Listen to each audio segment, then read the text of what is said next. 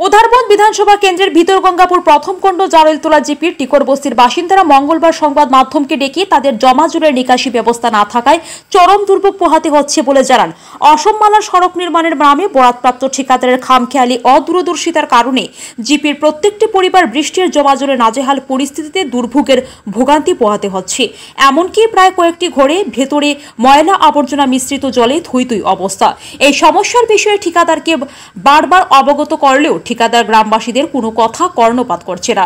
এলাকাবাসীরা সংবাদ মাধ্যমকে আরও বলেন যে আগামী কয়েকদিনের ভেতরে জমা জলের নিকাশি ব্যবস্থা, সড়কের পুরনো বন্ধ কালভার্টগুলি খুলে দেওয়া ও সড়কের পাশে থাকা নালা পরিষ্কার করে না দিলে ভুক্তভোগীরা পথে নেমে রাস্তা রোক আন্দোলন গড়ে তোলার হুঁশিয়ারি দেন। বিভিন্ন আমরা এই গ্রামের যে জারৈলতলা ভিতরগঙ্গাপুর পার্ট ওয়ান এলাকায় যখন থেকে আসাম মালার কাজ শুরু হয়েছে, তো শুরু হওয়ার পর থেকে একটু বৃষ্টি হওয়ার পরে যে আপনারা নিশ্চয়ই দেখতে পাররা যে এইরকম আমরা পাবলিকরা ভুক্তভোগী যে জল রাত্রির বেলা হঠাৎ করিয়া ঘরের মধ্যে জল হয়ে যায়। তো এটা নিয়ে বিভাগীয় কর্তৃপক্ষ কাছে বারবার জানানো হয়, কিন্তু দেখা যায় কোনো সুরাহা পারমানেন্ট কোনো কিছু হয় না। তারা এই সামান্য একটু ড্রেন করার পরেই তারা যায় গিয়া।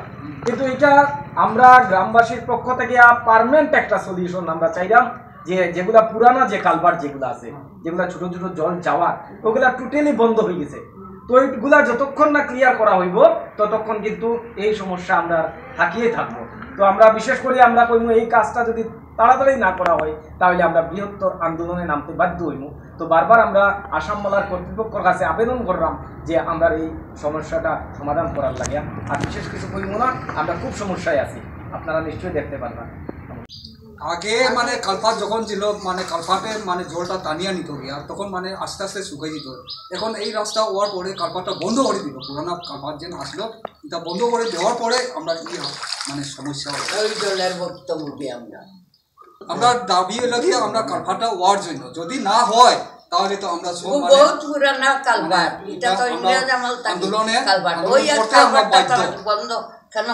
আর রাস্তা কাজ করতে দিব না। আমরা সবে রাস্তার যতটা বাড়ি আছে সব বাড়ি ডুবে যায় খালি এই জলে। যদি কালভার্ট না হয় আমরা সবে আন্দোলন করবো আর রাস্তা কাজ করতে দিব না। যতদিন থেকে আসাম মালার কাজ শুরু হয়েছে ততদিন থেকে রাত্রেও দিনও বৃষ্টি দেওয়ার সঙ্গে সঙ্গে টিলার উপরের জলগুলা নিচে নামিয়ে আমাদের ঘরের ভিতরে ঢুকে যায়। জল দেওয়ার রাস্তা নাই এবং আমরা ড্রেনও বন্ধ হয়ে গেছে, কালভার্টও বন্ধ হয়ে গেছে, যার কারণে বৃষ্টি দেওয়ার সঙ্গে সঙ্গে আমরা ঘরের ভিতরে হাঁটু জল হয়ে যায়। তখন আমরা কি উপায়, বাচ্চা কাচ্চা নিয়ে স্কুলে যাইতে পারে না, আপনারা দয়া করিয়া একটা সমাধান দেই না, নাইলে আমরা তো বড় অসহায় হয়ে গেছি। আপনার কাছে আমরা বিনীত নিবেদন এটা। আর যদি এটা মানে ইয়ে করে না দেন তাহলে আমরা মানে আন্দোলনের মধ্যে বাধ্য।